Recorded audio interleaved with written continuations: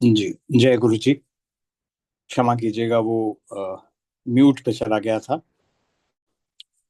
सो ओम गण गणपताय नमः। वक्रतुंड महाकाय सूर्यकोटि समप्रभ। निर्विघ्नं कुरु मे देव सर्वकार्येषु सर्वदा। ओम नमः शिवाय शिव जी सदा सहाय। ओम नमः शिवाय गुरु जी सदा सहाय। तो अध्याय 33 से 38 शतरुद्र संहिता। शिव जी के किरात अवतार के प्रसंग में श्री कृष्ण द्वारा द्वैतवन में दुर्वासा के शाप से पांडवों की रक्षा। व्यास जी का अर्जुन को शक्र विद्या और पार्थिव पूजन की विधि बताकर तप के लिए सम्मति देना। अर्जुन का इंद्रकील पर्वत पर तप। इंद्र का आगमन और अर्जुन को वरदान। अर्जुन का शिव जी के उद्देश्य से पुनः तप में प्रवृत्त होना। तदनंतर पार्वती के विवाह प्रसंग में हुए जटिल नर्तक तथा द्विज अवतारों की, ये सारे अवतारों के बारे में हमने जब वो पार्वती खंड पढ़ रहे थे तब पढ़ा था कि कैसे वो नर्तक बन के आ गए, कैसे जटिल बनकर आ गए और कैसे एक वृद्ध ब्राह्मण बनकर आए और माँ पार्वती की परीक्षा लेने लगे और उनके माता पिता की भी।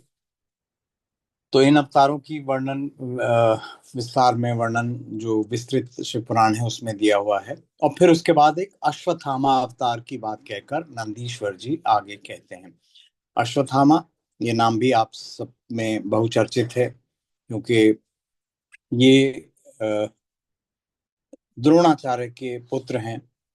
और है, मैं इसलिए कह रहा हूँ कि इनके बारे में ये प्रचलित है कि ये चिरंजीवी जो हैं, कुछ 8 चिरंजीवी बताए जाते हैं जो हमेशा जीवित रहते हैं। आज भी कलयुग में भी जीवित हैं, हनुमान जी भी एक हैं उनमें।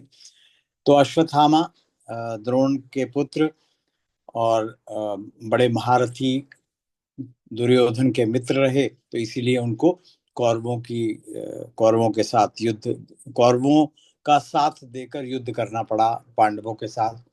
पांडवों से उनकी दुश्मनी थी, हालांकि थे वो द्रोणाचार्य के पुत्र द्रोण, जिन्होंने पांडवों को शिक्षा भी दी थी। तो उस अवतार में ऐसा बताया जाता है कि काफी उपद्रव किया था उन्होंने इस अवतार में आके, महादेव ने। और युद्ध तो करा ही था, काफी बलशाली थे, काफी निपुण थे युद्ध कला में। लेकिन जो एक बहुत बड़ा जो वहां पर वो कांड हुआ, वो ये हुआ कि अर्जुन के पुत्र अभिमन्यु, जैसा कि हम सब जानते हैं, वो एक षड्यंत्र के चलते उनको मार दिया गया था। और इन्होंने एक बहुत ही अश्वत्थामा ने, जो हालांकि शिव का अवतार हैं, उन्होंने एक बहुत ही घोर अपराध किया कि अभिमन्यु के पुत्र जो उत्तरा उनकी पत्नी थी, उनके गर्भ में ही थे, उसको मारा उन्होंने। तो इसके चलते अर्जुन बहुत निराश थे और बहुत ही, और उन्होंने भगवान कृष्ण का साथ लेकर अश्वत्थामा को मार डाला। तो ये बहुत संक्षेप में मुझे लगा कि अश्वत्थामा के अवतार की बात कहकर, तो आगे अब पाठन में आरंभ करता हूँ। कहते हैं कि बुद्धिमान सनत कुमार जी, अब तुम पिनाकधारी भगवान शिव के किरात नामक अवतार का वर्णन सुनो। किरात जो आमतौर पे जो नाव चलाने वाले होते हैं, वो जो प्रजाति जो है किरात कही जाती है, नाविक। किरात नामक अवतार का वर्णन सुनो। उस अवतार में भी उन्होंने मूक नामक दैत्य का वध और प्रसन्न होकर अर्जुन को वर प्रदान किया। तब सुयोधन ने महाबली पांडवों को जुए में जीत लिया था। तब वे सती साध्वी द्रौपदी के साथ द्वैतवन में चले आए। वहीं वे पांडव सूर्य द्वारा दी हुई बटलोई का आश्रय लेकर सुखपूर्वक अपना समय बिताने लगे। प्रियवर उसी समय सुयोधन ने आदर पूर्वक मुनिवर दुर्वासा को छल करने के प्रयोजन से पांडवों के निकट जाने के लिए प्रेरित किया। तब महर्षि मुनिवर दुर्वासा, जैसा कि हम पहले भी पढ़ चुके हैं, वो बहुत ही जल्दी उनको क्रोध आ जाता था, बहुत क्रोध करते थे और बहुत दयालु भी थे। मुनिवर दुर्वासा को छल करने के प्रयोजन से पांडवों के निकट जाने के लिए प्रेरित किया। तब महर्षि दुर्वासा अपने 10,000 शिष्यों के साथ आनंद पूर्वक वहां गए और पांडवों से मनोअनुकूल भोजन की याचना की। तब उन सभी पांडवों ने उनकी प्रार्थना स्वीकार करके दुर्वासा आदि तपस्वी मुनियों को स्नान करने के लिए भेजा। मुनीश्वर, इधर अन्न अभाव के कारण वे सभी पांडव बड़े संकट में पड़ गए थे और मनी मन प्राण त्याग देने का विचार करने लगे। तब द्रौपदी ने श्री कृष्ण का स्मरण किया। वे तत्काल ही वहां पर आ पहुंचे और शाक, यानी कि जो किसी भी पेड़ के जो पत्ते होते हैं, शाक के पत्ते का भोग लगाकर उन सभी तपस्वियों को तृप्त कर दिया। फिर तो महर्षि दुर्वासा अपने शिष्यों को तृप्त हुआ जानकर वहां से चलते बने। इस प्रकार श्री कृष्ण की कृपा से उस समय पांडव संकट से मुक्त हुए। तदनंतर भगवान श्री कृष्ण ने पांडवों को शिव जी की आराधना करने की सम्मति दी। फिर व्यास जी ने भी आकर उन्हें शंकर जी के समाराधन का आदेश देते हुए कहा, शिव जी संपूर्ण दुखों का विनाश करने वाले हैं। वे भक्ति करने से थोड़े ही समय में प्रसन्न हो जाते हैं। इसीलिए सभी लोगों को, ये हमारे लिए कहा जा रहा है कि इसीलिए सभी लोगों को शंकर जी की सेवा करनी चाहिए। वे महेश्वर प्रसन्न होने पर भक्तों की सारी अभिलाषाएं पूर्ण कर देते हैं, यहाँ तक कि इस लोक में सारा भोग और परलोक में मोक्ष तक दे डालते हैं। यह बिल्कुल निश्चित बात है। इसीलिए भुक्ति मुक्ति रूपी फल की कामना वाले मनुष्यों को सदा शंभु की सेवा करनी चाहिए, क्योंकि भगवान शंकर साक्षात परम पुरुष, दुष्टों के संहारक और सत्पुरुषों के आश्रय स्वरूप हैं। अब अर्जुन पहले दृढ़ता पूर्वक शक्र विद्या का जप करें, तब इंद्र पहले परीक्षा लेंगे, पीछे संतुष्ट हो जाएंगे।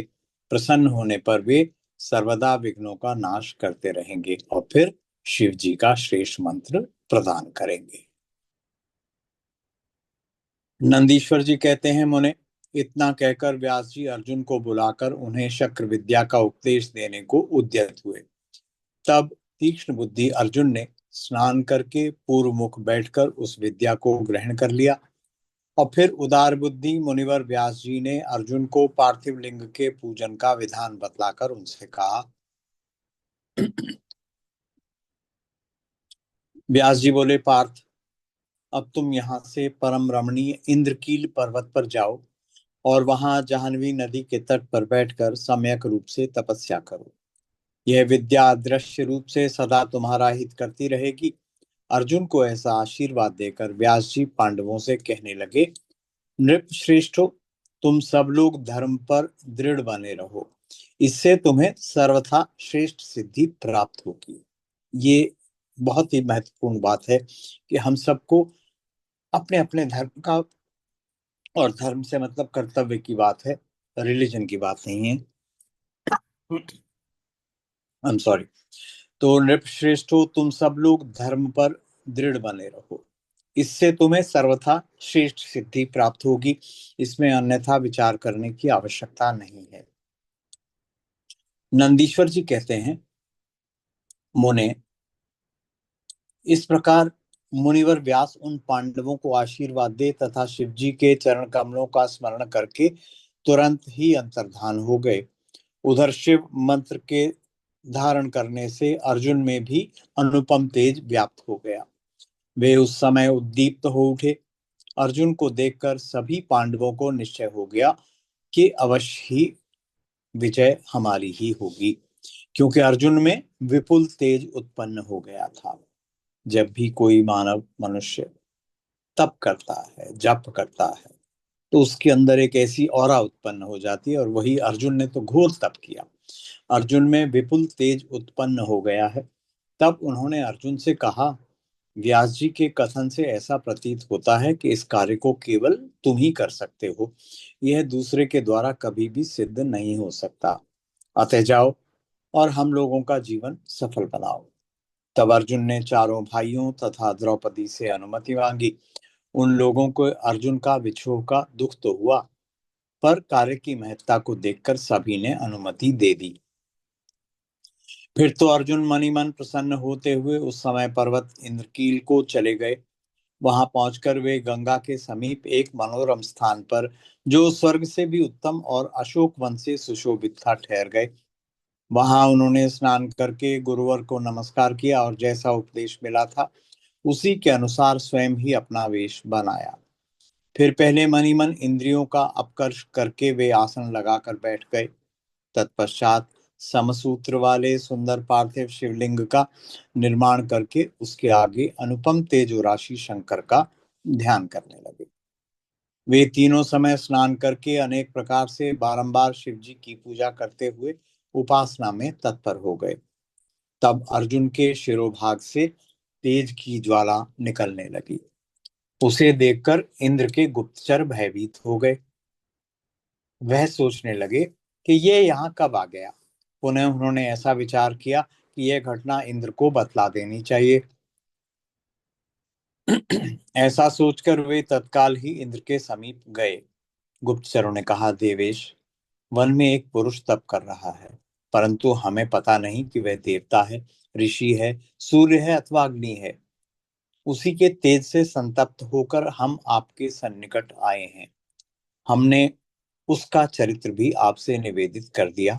अब आप जैसा उचित समझें वैसा करें। नंदीश्वर जी कहते हैं, मुने, उन गुप्तचरों के यूं कहने पर इंद्र को अपने पुत्र अर्जुन का सारा मनोरथ ज्ञात हो गया। तब वे पर्वत रक्षकों को विदा करके स्वयं वहां जाने का विचार करने लगे। विप्रवर, इंद्र अर्जुन की परीक्षा करने के लिए वृद्ध ब्रह्मचारी ब्राह्मण का वेश बनाकर वहां पहुंचे। उस समय उन्हें आया हुआ देखकर पांडुपुत्र अर्जुन ने उनकी पूजा की और फिर उनकी स्तुति करके आगे खड़े होकर पूछने लगे, ब्राह्मण, बताइए, इस समय कहाँ से आपका शुभागमन हुआ है। इस पर ब्राह्मण वेशधारी इंद्र ने अर्जुन को ऐसे वचन कहे जिससे वह तब से डिग जाए। पर जब अर्जुन को दृढ़ निश्चय देखा, तब अपने स्वरूप में प्रकट होकर इंद्र ने अर्जुन को भगवान शंकर का मंत्र बताया और उसका जप करने की आज्ञा दी। तदनंतर अपने अनुचरों को सावधानी के साथ अर्जुन की रक्षा करने का आदेश देकर वे अर्जुन से बोले, भद्र, तुम्हें कभी भी प्रमाद पूर्वक राज्य नहीं करना चाहिए। ये संदेश है, बहुत ही सुंदर संदेश है कि हमें कभी भी प्रमाद पूर्वक, यानी कि जो हमें पद मिला है उसका मान करते हुए राज्य करना चाहिए। हमको क्या होता है कि छोटा सा भी पद मिल जाए तो गुमान हो जाता है।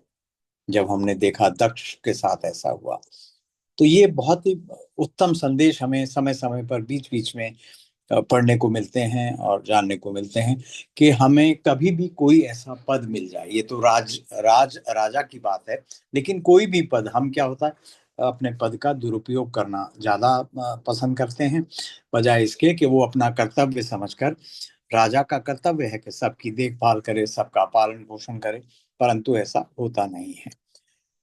इसीलिए बताया जा रहा है, बार बार चेताया जाता है कि भद्र, तुम्हें कभी भी प्रमाद पूर्वक राज्य नहीं करना चाहिए। परंतप, अर्जुन को परंतप के नाम से भी बुलाया जाता है। परंतप, यह विद्या तुम्हारे लिए श्रेयस्करी होगी। साधक को सर्वथा धैर्य धारण किए रहना चाहिए। रक्षक तो भगवान शिव हैं ही। वे संपत्तियां और फल, मोक्ष दोनों समान रूप से देंगे, इसमें तनिक भी संशय नहीं है। कितनी सुंदर बात समझाई जा रही है। नंदीश्वर जी कहते हैं, मुने, इस प्रकार अर्जुन को वरदान देकर देवराज इंद्र शिव जी के चरण कमलों का स्मरण करते हुए अपने भवन को लौट गए। तब महावीर अर्जुन ने भी सुरेश्वर को प्रणाम किया और फिर वे मन को वश में करके इंद्र के उपदेश अनुसार शिव जी के उद्देश्य से तपस्या करने लगे। यहाँ पर 33 से 38 जो अध्याय, आज का जो पाठन वो पूर्ण हो गया। इसी कथा को कल आगे बढ़ाएंगे। मेरे द्वारा पाठन में की गई त्रुटियों की क्षमा याचना।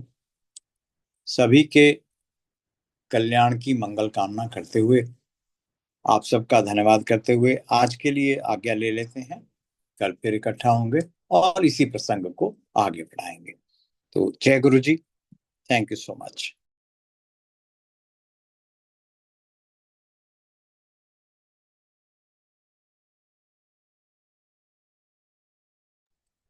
जय गुरु जी। शुक्राना शुक्राना अनंतम शुक्राना बेअंत शुक्राना अनंतम जय शुक्राना मेरे मुरारी को गुरु जी जय शुक्राना मेरे मुरारी।